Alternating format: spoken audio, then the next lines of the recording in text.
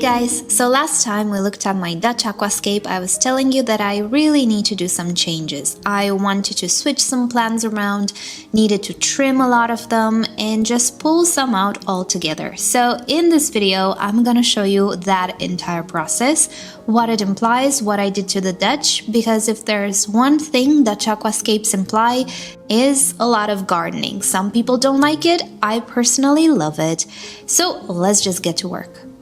First off, I need to trim some tall stems in the back, so I'm gonna start with the Proserpinaca palustris, which to my surprise grows pretty fast. It's, I think, the fastest growing plant in this tank, which I don't mind because I really love it. The tips that I cut will be replanted because they look very pretty. Next, it's the Bacopa that needs a trim.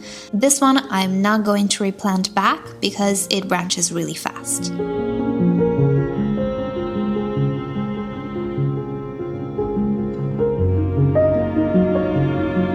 One thing we sometimes do with Dutch aquascapes is remove some stems altogether from the roots. And if you wiggle the stem as you pull it up, you might get away without clouding the water too much. Inevitably though, it will get a little cloudy, so I'm doing a little bit of gravel vacuum here, just removing a bit of water to replace with some fresh water.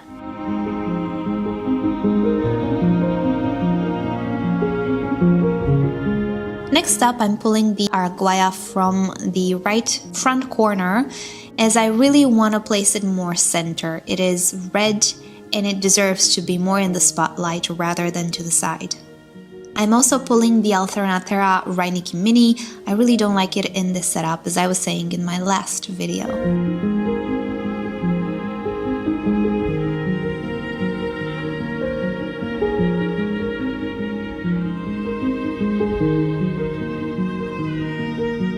I'm pulling part of the S. repens just to make room for the Araguaia, and in place I plant the little stems that I just pull out. They didn't get the chance to root just yet, so I didn't really make a big mess.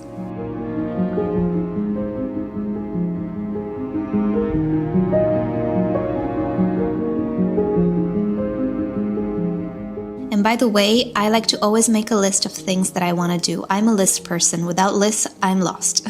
Next up, I'm removing that brown cryptocorin from there because it was getting shaded and it wasn't creating a nice fade, and I put it in the place of the Araguaia.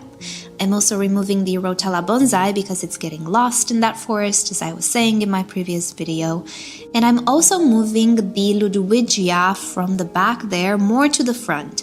It grows pretty slow, it tends to stay kinda tiny, so it's not gonna be a headache to keep trimmed to the level that I want. Definitely in the back it was getting lost.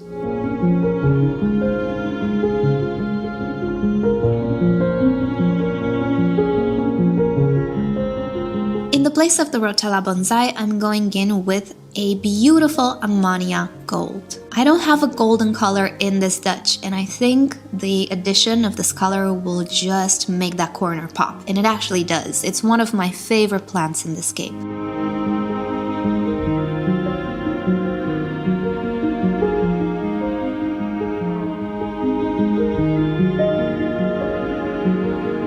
Time for the Pogostemon helferi to get a little trim, so what I do is go below the rosette, as it were. I find the rhizome and I cut it from there.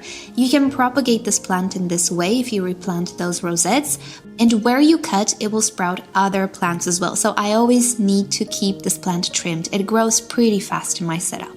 Here I am trying a new plant that I found at the pet shop. I don't have much faith because it's highly variegated, and these plants, if they don't have enough chlorophyll, they can just melt away, and I'm not sure how this will do, but I'm trying it out because it's a new plant on the market, but I'm not keeping my hopes high. And I don't know if you noticed, but Hellboy is always assisting me in doing things. He's such a curious little boy.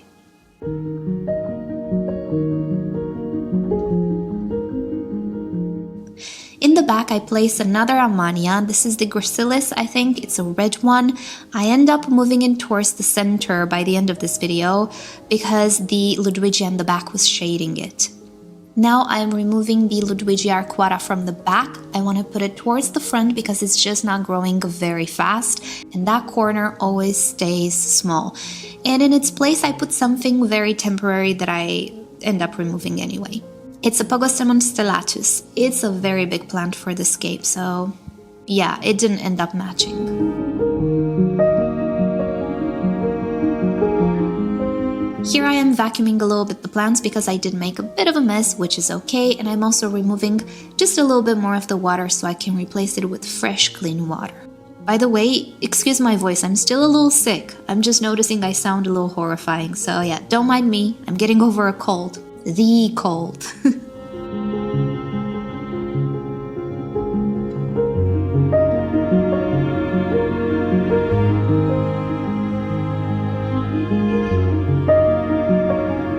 Next, let's clean the glass since we're here, and I like to use these miracle sponges, let's say. I buy them from the pet shop, not from the supermarket, just so I make sure they don't have fragrance.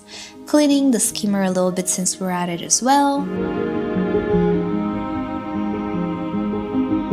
And now let's fill it up with water once again. I'm using straight tap water, and I'm putting my dechlorinator directly into the tank before I start the filter.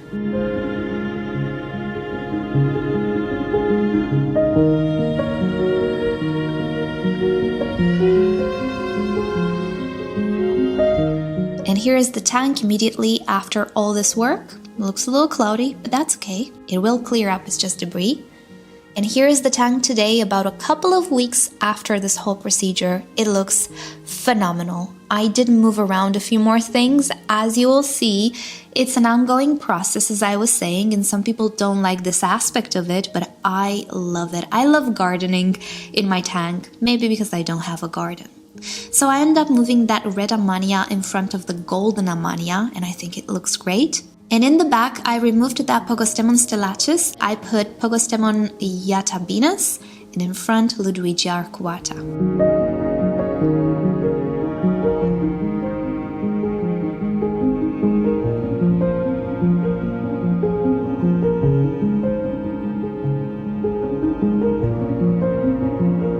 Everything else pretty much stayed the same, but on the right side, I moved to that white Bacopa plant, and I put in some Alternanthera, reineckii, Rosanervig, something of the sorts. You're gonna have the name on the screen, because it's more vigorous.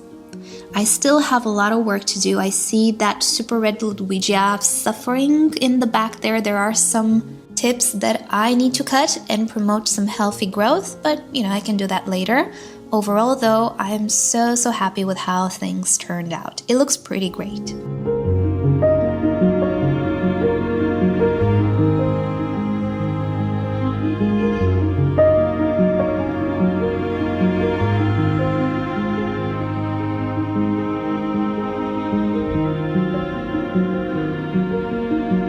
If you guys remember, Hellboy used to be in this tank. He's not here anymore. He lives in a different setup, which he enjoys actually more, because I have somebody else in this tank, which we will see a little later. But as for the animals, things didn't change. I will have to say that I really like the Galaxy Rasboras in this tank. I love how they spar and they play around, and they make the tank look so lively. They contrast the green neons a lot because they tend to be pretty shy, but these guys, no, they're in your face. You can definitely see them in the tank.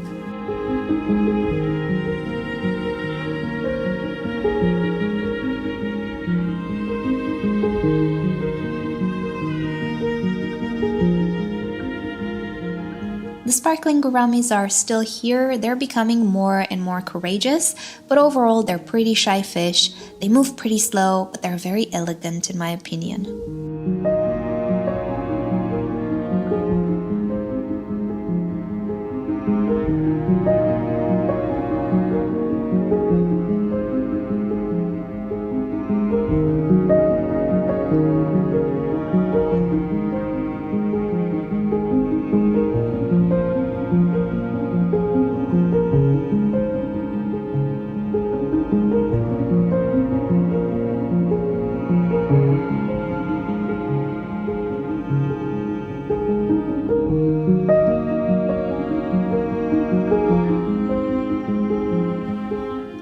The surprise inhabitant of this tank is now another betta fish, and it's a very special one. This is Mera. She's an alien betta, and I'm saying she because I think she was mislabeled, quote unquote. I purchased her as a male, but I'm seeing that egg spot. I'm seeing the ovipositor tube, so I'm pretty sure she's a female. And you've seen footage of another alien betta on my channel. Yeah, this is not her. There is a story to tell there, but it's gonna be for a different video. I think you can tell why her name is Mera. Just look at those colors. She's the most beautiful fish I've ever seen. More on her in a different video though. And yeah, that is about it for today. Thank you guys so much for watching. Hope you've enjoyed today's video. Hope this inspires you to maybe create a Dutch aquascape of your own. I will be sure to make more videos about aquascaping in general, more beginner-friendly videos. But yeah, this is what maintaining a Dutch aquascape looks like for me. And it's an ongoing process. You need to do it pretty much all of the time, but it's very relaxing and it's very therapeutic, and the end result is spectacular, wouldn't you say? Alrighty guys, thank you so much for watching. Hope you've enjoyed today's video. Sorry for my low energy levels. I'll get better. With that said though, don't forget to like this video, subscribe for more videos, and I'll see you all next time. Bye!